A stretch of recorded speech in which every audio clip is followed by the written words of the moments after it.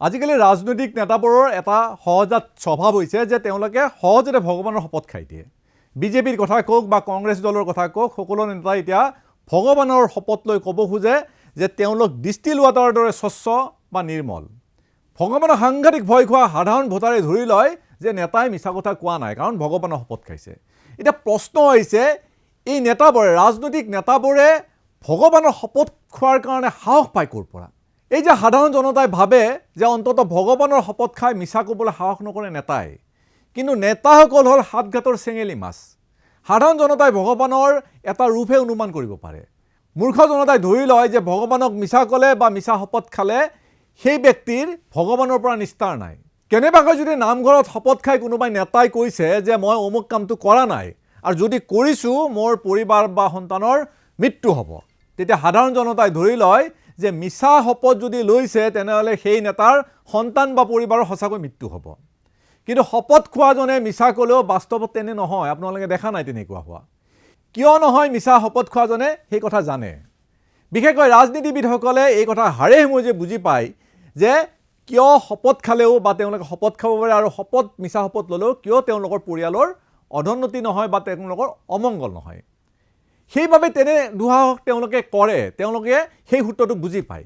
তেওঁলোকে জানে যে প্ৰতিটো ধৰ্মত ভগৱানক মেনেজ কৰিব পাৰি। ভগৱান মেনেজ হয়। সাধাৰণ জনতাই এইটো কথা নাজানে, কিন্তু মন্ত্ৰী বিধায়ক হোৱাৰ পিছত তেওঁলোকে এই কথা বুজি পায় যে ঈশ্বৰক মেনেজ কৰিব পাৰি। যেতিয়া মন্ত্ৰী বিধায়ক হয় তেতিয়া তেওঁলোকে ঈশ্বৰৰ নামত প্ৰথমতে শপত খায়, আৰু এই শপত খোৱা প্ৰথম বাক্যটোৱে হ'ল, আপোনালোকে শুনিছে, মই অমুকে ঈশ্বৰৰ নামত শপত লৈ কওঁ যে, আৰু শেষত কি কয়? এই ঈশ্বৰৰ নামৰ শপত লয় যে সকলোৰে প্ৰতি ন্যায় কৰিম, ভয় ভীতি অনুগ্ৰহ স্নেহ বা বিদ্বেষ নকৰাকৈ মই কাম কৰিম। এয়া হ'ল শপত লোৱাৰ ৰীতি। এই শপত লয় ভগৱানৰ নামত। কিন্তু মন্ত্ৰী বিধায়কৰ এনে ভগৱানৰ ওচৰত শপতৰ পিছত সকলো লোকৰ প্ৰতি ন্যায় কি ধৰণে কৰে সেয়া আপোনালোকে দেখিছে। মন্ত্ৰীয়ে ভয় ভীতি কাৰোবাক দেখুৱাবলৈ যায় নে নাযায় সেই কথা আপোনালোকে বুজি পায়। ঠিকাদাৰ ব্যৱসায়ীৰ অনুগ্ৰহ মন্ত্ৰী বিধায়কে লয় নে নলয় সেই বিষয়ত আপোনালোকক বিজ্ঞ।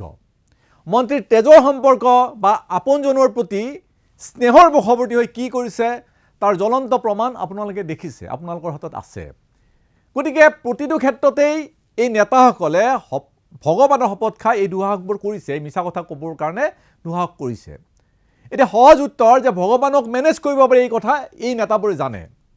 আম্বানীৰ পত্নী নীতা আম্বানী কিছুদিন পূৰ্বে অসমলৈ আহিছিল। আপোনালোকে দেখিছে কামাখ্যা দৰ্শন কৰিলে, তাৰ ছাগলী বা যিসমূহ পশু আছে সেইবোৰৰ লগত ধেমালি কৰিলে, বহু সময় কামাখ্যাত তেওঁ অতিবাহিত কৰিলে। কামাখ্যা দৰ্শন কৰিলে, মন্দিৰ প্ৰাংগণত বহু সময় ধৰি ধেমালি কৰিলে। হেঁপাহ পলুৱাই দেৱী দৰ্শন কৰি তেওঁলোকে আশীৰ্বাদ ল'লে দেৱীৰ। সেই সুবিধাকণ পাইছে তেওঁলোকে টকাৰ জোৰত। আপুনি মই নাপাওঁ।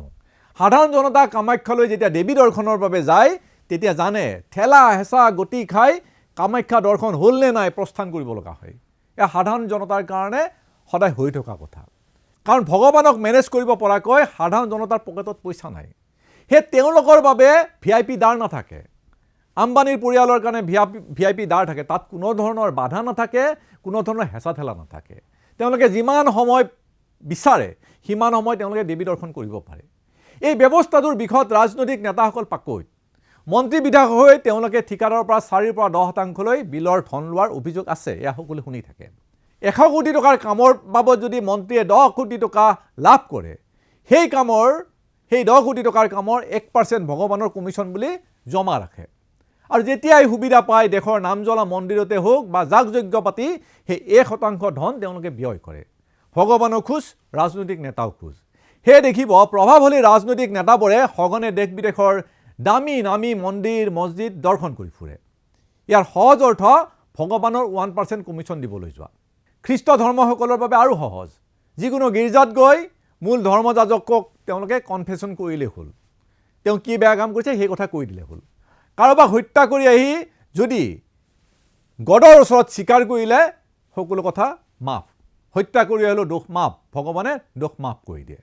প্ৰতিটো ধৰ্মৰ এই সহজ বিধানবোৰ ৰাজনৈতিক নেতাবোৰে ভালদৰে জানে। দুৰ্দৰ্শ অপৰাধীবোৰো ভগৱানৰ এই নীতি নিয়মবোৰ জানে। সেয়ে দাগী অপৰাধীও আদালতত গীতা, কোৰাণ, বাইবেলৰ শপত খাই কোনো দ্বিধা নথকাকৈ মিছা কথা কৈ দিব পাৰে। কাৰণ ভগৱান কিমান টকাত মেনেজ হয় সেই কথাবোৰ তেওঁলোকে ভালকৈ জানে। আমাৰ ৰাজ্যত ভোট গ্ৰহণ হৈ গ'ল।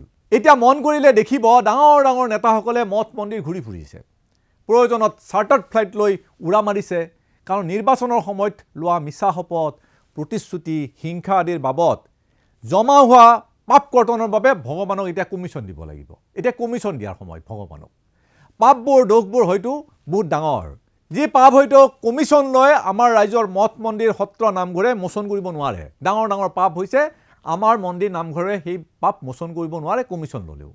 সেয়ে তেনে পাপ মোচনৰ বাবে দেশৰ ডাঙৰ ডাঙৰ মন্দিৰবোৰলৈ ডাঙৰ ডাঙৰ ৰাজনৈতিক নেতাবোৰৰ ভিৰ ধৰিছে। তেনে ডাঙৰ মন্দিৰত হয়তো ভগৱানৰ সৈতে প্ৰত্যক্ষ সম্পৰ্ক ঘটে পাপ কৰ্তনৰ। এই নীতিবোৰৰ বিষয়ে সাধাৰণ জনতা অজ্ঞ। সেয়ে ভগৱানৰ নামত শপত ল'লে আমি ধৰি লওঁ যে বেচেৰা মিছা মতা নাই। আমি মূৰ্খ জনতাই নাজানো যে 1% কমিশ্যনত ভগৱানৰ বিক্ৰী যায় বুলি। ধন্যবাদ।